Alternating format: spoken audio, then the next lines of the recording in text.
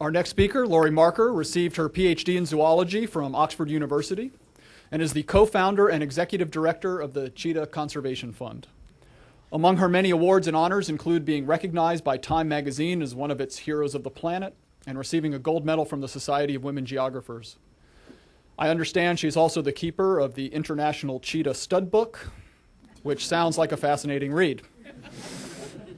Dr. MARKER is considered the world's foremost expert on cheetah biology and an innovator in strategies that build local support for wildlife protection and habitat restoration.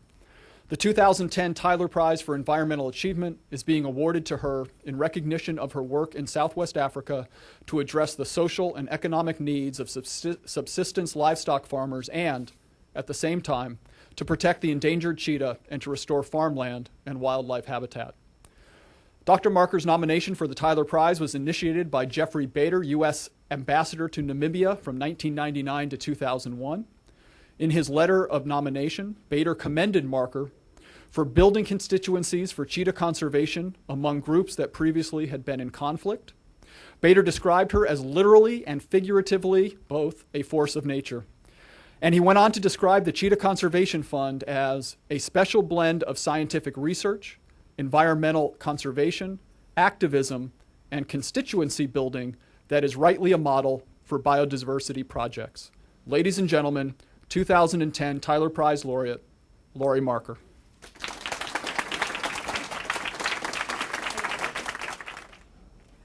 Well, thank you very much for having me, and it's a huge honor to be one of the Tyler Prize laureates. I'm going to talk with you about cheetahs and actually restoring large landscapes in Africa. Cheetahs are very special. I hope by the end of my talk you'll also consider them very special, but also a model for large predators and ways that we as humans have to live together with nature. Cheetahs are the fastest of all the land animals. They can reach speeds of up to 70 miles an hour. They're a sprinter, very short distances, and they're very, very unique. There's nothing in the world that can actually reach the speed of a cheetah. The biology is also quite special. They're considered to be an asocial predator, although we've found them much more social in Namibia and Africa after the years that we've been studying them. Female raises her young up to about 18 to 22 months of age. She can have up to 6 cubs, but usually only 3 or 4 make it to adulthood. Males usually live together in coalitions or brother groups, and they do come together in very large home ranges. There are a lot of odds against the cheetah, though. They don't breed well in captivity, and you did hear that I do run the Cheetah Stud Book, which is a registry of all cheetahs living in captivity. But there are only about maybe 1,000 cheetahs living in captivity, and only about 100 cubs are born a year. This is something that's been going on forever, and what got me involved in Africa to try to save the cheetah. After humans learning about cheetahs for over 5,000 years, and yet them not breeding well, we kept loving them to extinction by bringing them out of the wild. An interesting part for the cheetah, too, is that they are genetically similar. Much of our research back in the early 80s showed that the cheetahs lack genetic variation, and our continued research follows up on much of our genetic work. And many of these issues then cause the cheetah to be much more vulnerable to the ecological and the environmental changes that are going on around them. So those are just some of the few odds. But there are a lot of other challenges facing not only them, but all of our other wildlife in the world. The loss of habitat and suitable prey for a predator is critical. For cheetahs, they don't do well in protected game reserves.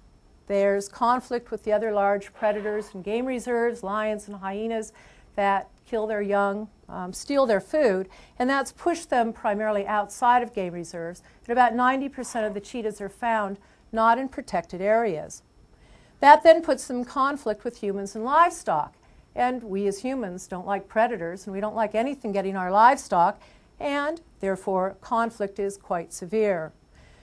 With that, then trying to maintain a viable population in a human-dominated landscape, especially in Africa, which has a lot of poverty, is quite complex. The cheetah once roamed throughout Africa, Asia, India, 100 years ago, there were about 100,000 cheetahs. Now there are only about 10,000 cheetahs left in the world. I live down here in Namibia, and that's where the last large remaining population of cheetahs are. There's about 3,000, and we've been able to grow that population in the last 20 years since setting up our foundation. The main problem for cheetahs throughout their range is their ranges are fragmented. We heard from Stuart about the fragmentation and the problems facing most of our world's wildlife. But cheetahs' lands are very fragmented. 10 to 50 animals are separated by human settlements, urbanization, agriculture, game ranches, livestock ranches, and traditional pastoralists. And it is quite difficult for an animal that has such a huge range living in this mosaic of Africa today. These are the faces that I face regularly, and to most of the Africans, the benefits of wildlife are very limited. They look at an animal and they think, what value does it have? I can eat it, it's eating my grass, or if it's eating my antelope or could eat my livestock, then it's definitely a problem. So those are the people that I work with closest, the Africans. And how do you actually describe to people that an animal like the cheetah really actually is helping maintain healthy ecosystems? All of our predators are. And how do we tell people worldwide about this? The ranchers in Montana, or the farmers in France, or those down in Brazil, about the importance of our keystone predators. But they do help maintain and feed all of the different ecosystems. And sharing this kind of a story with farmers is rather interesting. In Namibia, ranching supports about 70% of our country. And this is the range of the cheetah right in the primary area of cattle country, our commercial livestock farmlands. And that area there is about the size of California. And this is the area where our cheetahs are found, and the area that I spend much of my time working within.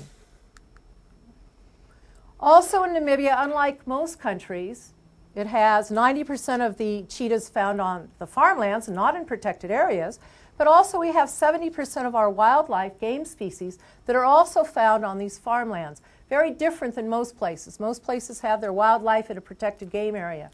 Our wildlife is found throughout the country, and that's where our cheetahs are as well. And this is where much of the conflict has been. When I started going to Namibia in the 70s, farmers were killing cheetahs. They were catching them in captured cages. And between 1980 and 1990, about 10,000 cheetahs were actually killed and removed, about 800 or so a year. Well, nobody really cared about that. I was in America, and I was running a wildlife park and trying to know more about this species, and going over to Africa and hearing this and seeing this from the farmers, I thought somebody must care, and one of those large organizations should probably do something. And if I told enough people, maybe somebody would care about the cheetah, and nobody did. So I set up a foundation and then moved to Namibia to work with the farming community. And what I did is I went door to door, and I started meeting with the farmers, and I wanted to know all their stories, how they farmed. I wanted to know what kind of livestock, where their water was, what kind of wildlife there was. And I mapped it all out, and I wrote a book on it and presented it back to the farming community, and I learned everything that you could know about how the cheetahs were killed and where they once lived. And from that, the farmers actually helped develop the programs that our foundation research revolves around today.